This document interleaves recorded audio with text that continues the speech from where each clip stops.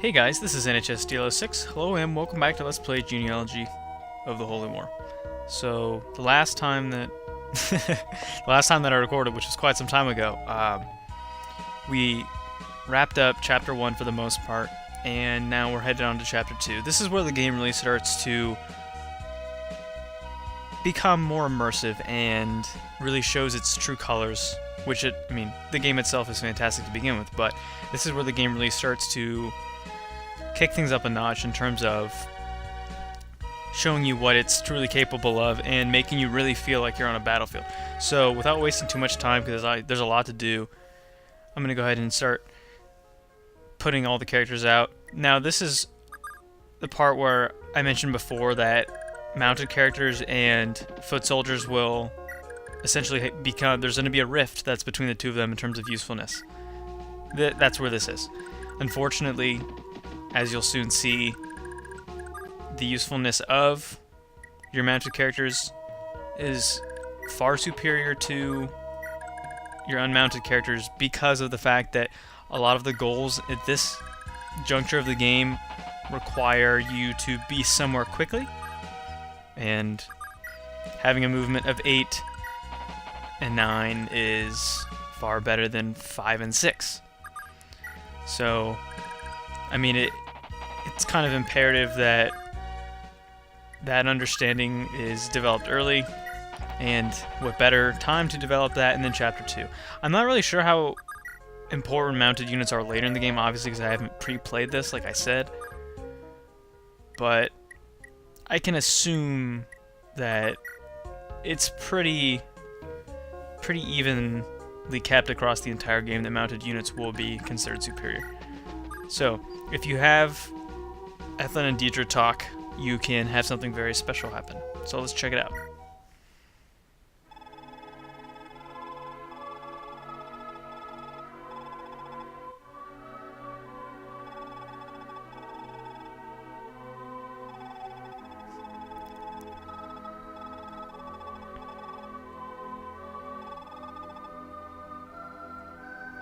Now, for those of you that have ever played Fire Emblem 5, Thracia 3.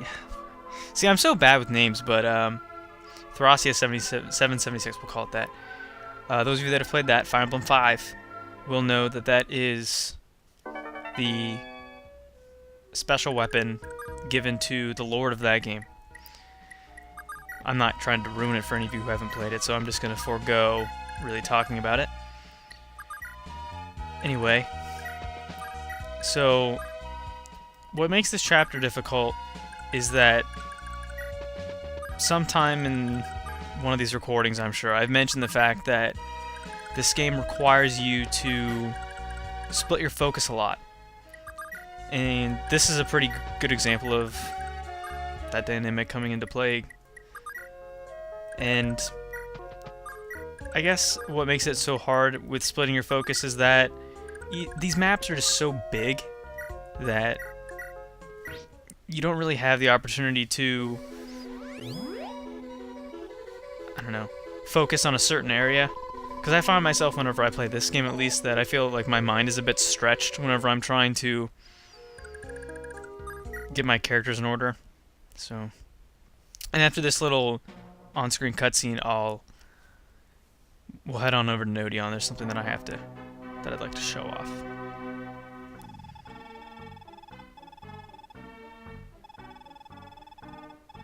And I kind of like these on-screen cutscenes mainly for the fact that it feels almost as if whatever character is speaking, the commander, is talking to those around him. So it seems more, I guess, realistic, as if he's professing whatever he wants to say to his troops, which I think is kind of a nice touch. Instead of just two characters on a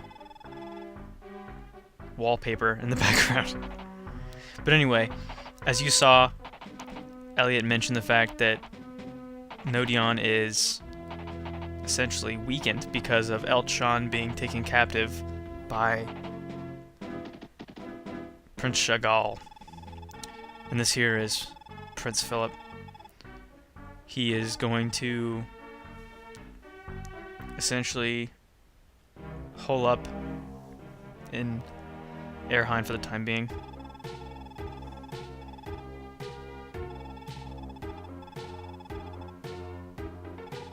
Now, as you noticed, maybe you didn't, but if you did, this castle, Augusti right here, is yellow. And that's one of the 4 phases in this game. Unlike other Fire Emblems, there's only 3. There's 4 here. And 4 is other phase, obviously. We can't actually do anything to these people in that grouping until we essentially make them mad enough to turn enemy. And I like this guy's dialogue too, because it reinforces the idea of the other phase where they don't really have intentions of getting involved unless they absolutely have to, so they're pretty passive. I like that. So, before we take care of our player phase, let's go ahead and check out Nodeon. So, Nodeon is currently being run by Princess Lachesis in Elchon's stead, and I guess prior to the chapter and the pre-chapter exposition, they mentioned that she was being protected by her royal guard, who in this case are these 3 paladins, Eve, Eva, and Alva. So these 3 are responsible for protecting her. Currently, everybody that is with Castle Nodeon is green because of the fact that it's an NPC castle. However, these paladins will never switch from anything but NPC. They'll always be green. And that's kind of a gimmick to this chapter, is that they are sworn to protect Lachesis. And as long as she's on the map, they will follow her. And she is a recruitable character, so it doesn't matter if she's on your team or not. They will stay with her as long as she is recruited or not. And if you keep all of them alive, you'll get a really awesome item. However, doing that is really hard. And if you can guess, for those of you who've played other Fire Emblems, if you know anything about required protection of certain characters, then you'll understand when I say that keeping NPCs alive is hard. Not one of my favorite things to do. For those of you that have played Fire Emblem 6, there's the chapter where Tate and Klein are introduced. And if you remember that, once you recruited Tate and Klein, their brigade of soldiers essentially became NPCs. And from there on, if you wanted to get a special item like a Night Crest or an Orion's Bolt, you had to keep all of them alive. That's the kind of crap I'm talking about. So in a couple turns, maybe actually the next turn, I'm not sure. I think it's a couple though. You'll see that Elliott and his troops will be far enough ahead from where they started to actually start attacking Nodeon. So we're going to have to giddy up and get over there. That's the one thing that makes me a little bit annoyed about this chapter, is that that part of the game is completely AI controlled and you have no bearing on what happens. It makes me kind of annoyed that you literally have no control. If the RNG rolls the dice and it's not in your favor, then you kind of just gotta suck it up, which blows, because that's actually that can cause resets. And I can say this already openly that hasn't caused me resets yet, but other things have. So I mean, when I say resets, I mean reset. So I'm already up to 3, I think, and 3 total, not 3 for this individual chapter. My communicative skills are dwindling. But anyway, so there's not really much you can do. If for some reason Elliott and his troops get over there and they kill them, then, well, sucks to be you. So, not to mention the fact that Eva and Alva, boneheads. I mean, what do you expect? It's NPCs, but Elliott and his troops will always get that attack off every single time, so it's in your best interest to get Quan and Sigurd out there as soon as possible. They're obviously your promoted guys, so they're going to be able to go a little bit faster. And all the while, you have to keep track of the fact that you have these infamy bandits that you can't even touch. They're going to just be crapping all over these villages as soon as they possibly can.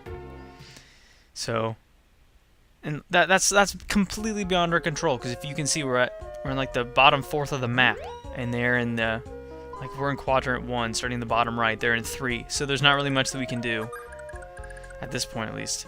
So we're just going to keep moving as far as we can. Your first few turns will necessitate that you move all of your mounted characters as far as you possibly can.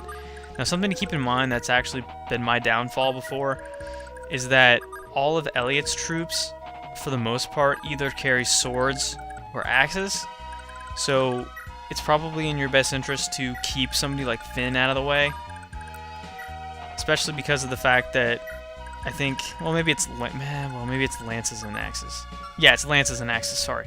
So it's in your best interest to keep somebody like Elliott, or not Elliott, to keep Finn away, because one of the people who will definitely have it out for you is Elliott. And Elliott, as we'll see in a little bit, has something very dangerous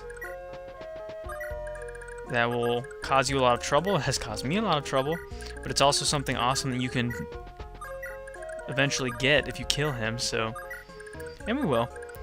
Oh, we'll kill him, alright. So, that's that. Once we can actually get rid of the Elliott threat, then we can move on to the meat of this chapter, which unfortunately is as fickle as the rest. Especially, you know, I mean, this is a good example of the fact that the AI just kind of does what it wants. I wish these guys wouldn't attack on their own turn.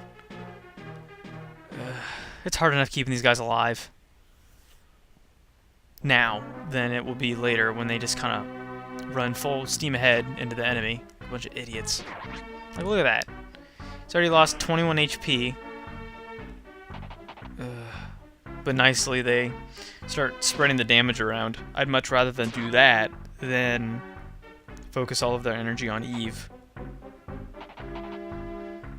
There we go, that's nice. Spread it around. Kill all of them equally. It's just one of those things that in other Fire Emblems, if you've played, where you just kind of hope and pray that the enemy doesn't get killed on a certain turn, and that can impact your own player phase as well, where the enemy can essentially wall up against you, which is fine, just as long as they don't start killing you. If they can wall up against you, it doesn't matter, right? You know, you can take the time to strategically plan how to get your character out of the mess, but if instead of doing that, the enemy throws itself at you and your characters keep killing them, then that's going to probably wind up with you being low on HP and for the most part dead. So now hopefully Eve can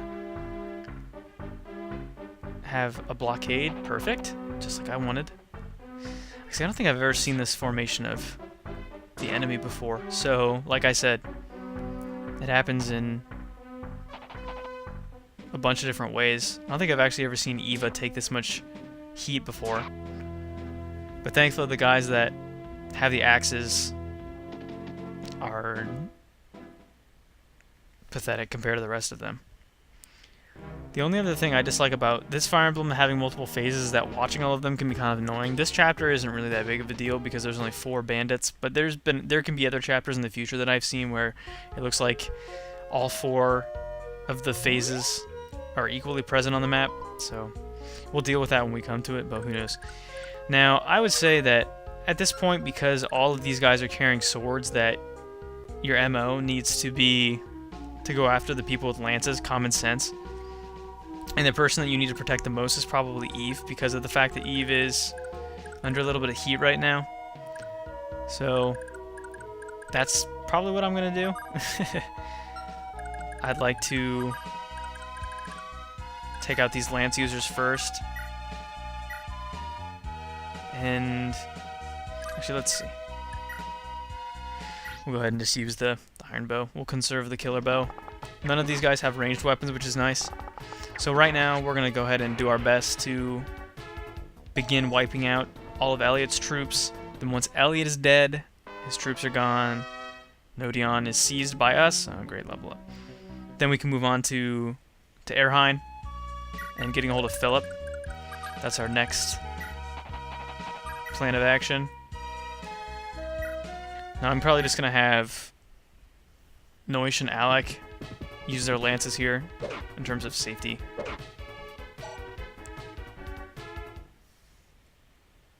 I know that I cautioned against using Finn, but that's just because Finn doesn't have any other options.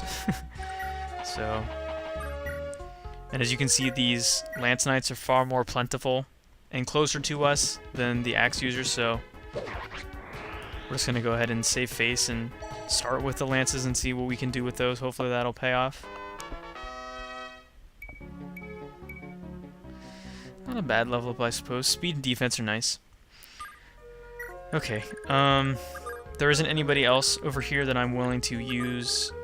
Oh, sorry, I forgot about Lex. I'm not willing to use anybody else to whittle down Elliott's troops, so I'm just going to avoid that. And I love that Brave Axe so much. It's so nice. And they can be repaired, and wonderful things can happen.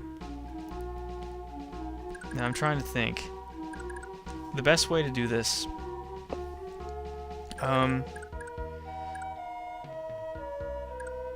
I like to throw Quan in right here and have him hopefully kill this guy. And then we can throw Sigurd where this guy had been formerly. And hopefully you can see what I'm doing here. Is that I'm trying to protect Eve from dying. So, you know, we can put Quan right there and he can absorb some of the heat. Sigurd can kill this Axe Knight right here. And that way we can essentially wall off Eve, because Eve is getting pretty low on health. Now the nice thing about all this is that all the characters that could be in danger, for the most part, not in too much danger. And Lex, even if he was to get low health, if we remember, because he's got... What is this called? Oop, nope. He's got Vantage. So he'll attack first when he's low on health, and he's got the Brave Axe, so he'll attack twice. That's just kind of nice. But you just need to be careful for this guy right here, Elliott. Oh, Elliott. He is definitely the biggest dick in this chapter. I can say that. He has caused me the most trouble, and he's supposed to because he's a sub boss. So, but I don't know. I think that they did a good job with how they developed him as a character. They make you really dislike him because of the fact that he just kind of defects for no reason. And then you can see him actually, like, the result of him defecting is that he actually goes after you, which I think is kind of neat. So kudos to the game designers for that. But definitely makes me want to pull my hair out sometimes when I can't even get a solid recording in because Elliott and his dickery. Now thankfully, these three paladins all have ranged weapons, javelins for each of them. However, none of the enemies do, except for I think Elliott might. But we'll worry about Elliott next turn. As you can see, Elliott is the same class as Quan, by the way, Duke Knight. But beyond that, none of them should be able to do any range damage to your paladins, which is nice. So, the good old Cross Knights. And the Axe Knights especially, they're not going to be able to do much. You just need to be very careful here. Now hopefully Eva doesn't die here. Yeah, wow. Thankfully Elliott's not fast enough to double. And this is actually probably the most successful I've been in any of these recordings. And it's delayed me quite a bit because I just was getting fed up with not being able to do much. Getting 20-25 minutes into a recording and then just losing. Alright, so Deidre's got her customary healing. I think she's up to snuff now. So let's go ahead and take a look at the data right now. We're on turn 5. Elliott needs to be dead by the end of this chapter. There's no ifs, ands, or buts. He has to be dead. So, do that. Recruit Princess Lachesis. And get a move on up to Heirhein. Because these guys are all Heirhein troops, but you need to go and start marching on Philip. So, once your units are done, just keep going. Elliott's got a crap load of HP, so just keep that in mind. I'm probably going to let's use Lex to start things off. How much damage is Lex doing here? 16? That's pretty good. And then we'll have Quan hopefully kill him. And we'll see why in a minute. And you can see, you'll see what weapon he has when he's attacking. He's got a silver lance. That is nuts. Now the reason why it's good to give Lex that Brave Axe is for that reason alone. You can see that it's pretty useful. You got 2 attacks in against Elliott that he normally wouldn't have. So let's go ahead and take a look at Elliott real quick. He's a Duke Knight. He's level 15. Really powerful. He's got a silver lance, as you can see by the bag icon next to his name. That's... Oh, audio pooped out there for a second. Not next to his name, next to his possessions. So you can get that silver lance. Unfortunately, the only person that can wield a silver lance is Quan. So Quan has to kill him. So, and if you remember, Quan also doesn't have the capability to attack twice. So whatever attack that you do has to be a good one. And as you can see here, we're fine. So this 24 damage, if my math is correct, my mental math doesn't fail me here. Elliott will go down. A little bit of bitter jealousy at the end as he dies, and just enough experience points to give Quan a level up. It wasn't bad. Speed's always nice. And we get that silver lance. That silver lance is for the most part going to be Quan's primary toy. At least until we're done. Ooh, lots of slowdown. Let me see. I don't know who honestly needs the levels at this point. I'm trying to consider who does.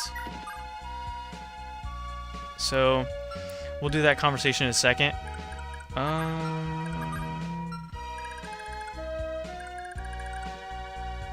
guess she's not really in range to heal anyone, so we'll just have... Actually, let's show off the light sword, just for funsies. Ugh, what is with this lag? My goodness, I apologize for that. There you go. It's always nice to get Ethlyn a level up. That's a very Troubadour-esque level up. Surprise! So everybody else on the other side is just going to head over here to begin our assault on Prince Philip and Heirhein. And more lag. This is weird. Computer must be getting ready to explode. So let's go ahead and have Sigurd talk to Princess Lachesis.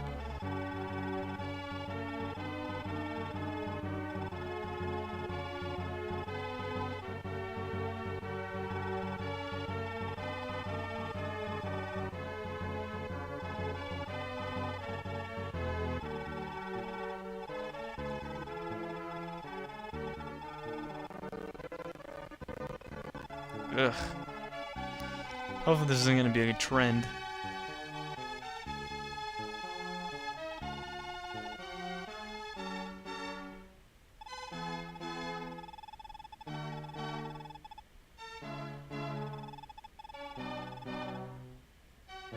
But, yeah. So, she is now a member of our team. Obviously, we can't seize yet, because Sigurd is there, but I'll debut her at the beginning of the next part because this part is already too long. So anyway, guys, I've been NHSTL6. Thanks for watching. See you next time.